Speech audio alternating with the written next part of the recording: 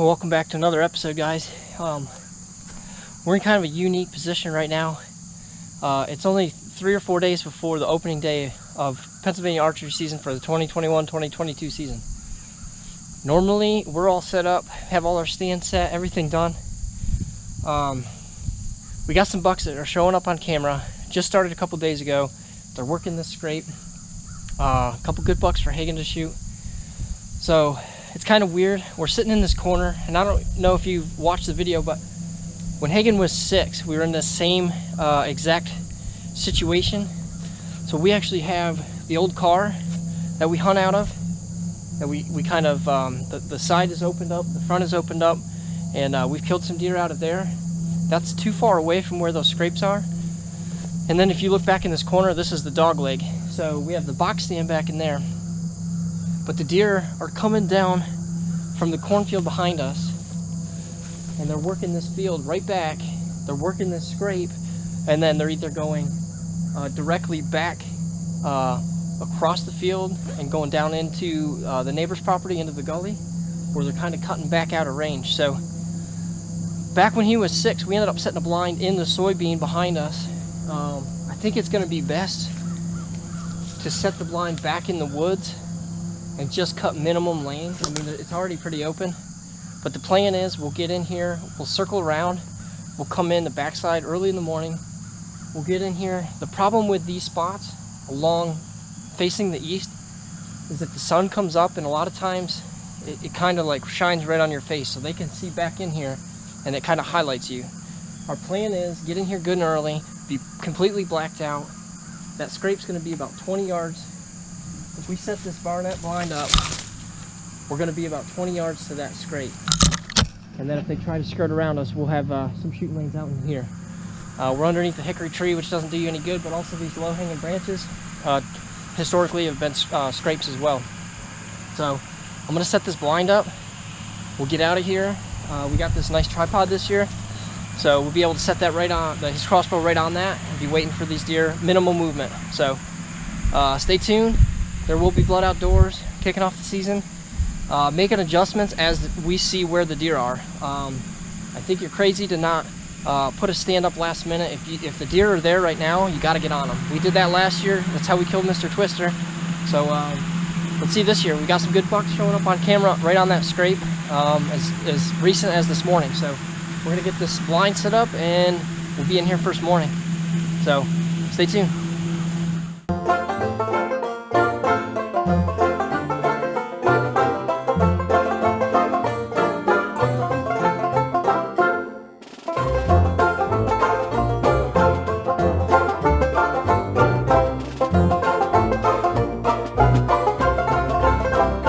Alright, so that's going to do it.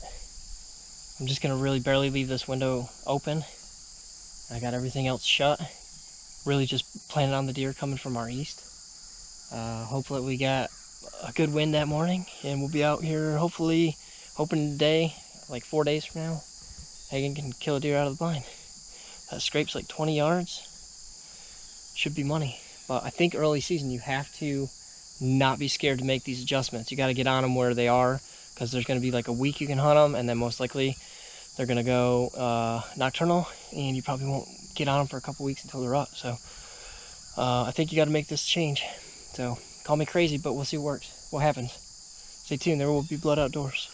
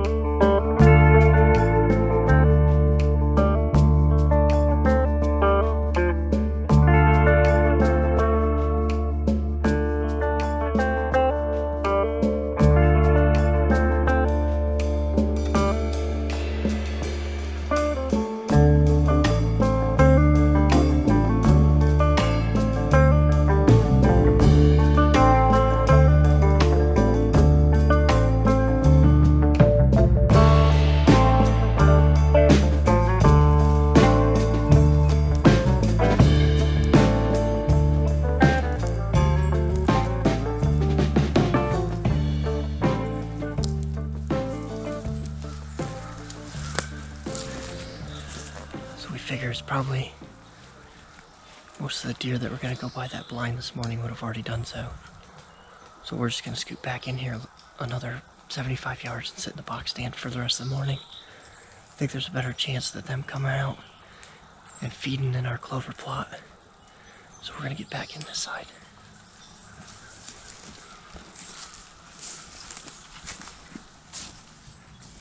Alright, so it's 10 of 8 on opening morning, the 2021 bow season. We started off this morning in that ground blind. We did sneak in there with deer in the field. We didn't bump anything on our way in this morning. We were nice and slow. We got in the stand about 20 of 6. We had 3 or 4 doe in the field bedded when it started to get daylight. We actually had a pretty nice buck. Worked that top side and kind of went above us before we could get the camera light on him. So now we decided, since the field is clear, we can't see anything coming, from that cornfield. We had a bunch of geese flying over, so that was like a good, protected our sound. So when the geese were flying over, that was kind of a distraction for anything in the area. So we decided to move back to this corner to our box stand. I already hear some turkeys coming out. So we figured that this would be a little bit better spot for an early mid-morning hunt. Thinking something might pop out and feed in this clover. Oh, there's those turkeys down there in the pasture. So we got some turkeys coming out right now, so we made the move at a good time. So this is the stand. If you remember last year, early in the season, I think it was the second week. I shot Mr. Twister. Yeah, we had Mr. Twister come out. Hagen took a shot. Ended up smoking that deer. That was a good turkey buck for him, but Shake. we're gonna sit tight and see what happens here the next couple hours in this clover plot. So there will be blood outdoors. We'll see what the rest of the day brings. Pretty excited about this evening hunt. I think we're gonna sit here in the box stand. Alright guys, that's gonna wrap up our morning hunt. We've been out here for several hours. I think morning movement has kind of come to an end. So we saw a pretty good buck this morning before camera light. He skirted us about 100 yards above us. I think it's that buck that we were targeting for Hagen. It's about 100-inch aim point. He's been hanging out in this corner. So this area is kind of tricky to hunt. We have multiple food sources. We have, I think, 5 cornfields around us. We have one to the south, one to the east, one to the west, and another one to the west. So I guess there's 4, but also surrounded by multiple bedding areas. So it's hard to kind of lock down where these bucks are going on a day-to-day basis. So this morning they worked that ridge above us and then went in above us, and they got to the bedding area behind us. We were kind of hoping they would come into that scrape and then just kind of go past us and get to the bedding area. But there's also a ridge above us. They can come in and out of there at any time of the day. I think they bed in there. We don't go in there. It was cut several years ago, and it's grown up nice and thick.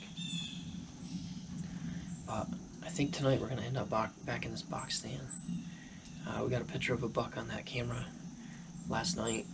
I think it's that same buck. So It's a perfect target buck for me, and that would be my biggest buck I ever shot. I don't know, Mr. Twister might have been a little bigger. No, We'll see. he was 92. Yeah. So we're just going to ease out of here. It was a nice morning. We saw a lot of cool stuff. We saw a bunch of turkeys. Turkeys are actually out there in the field gobbling here. Also a bunch of geese. Saw a couple doe. So The late we had our doe tag and we were selling that blind mover. Had one. that was close, huh? Yeah. So we're going to go back and get some lunch and get ready for the evening hunt. It's warm today. It's going to be in the mid-70s, so we'll be out this afternoon, see if we can catch something moving.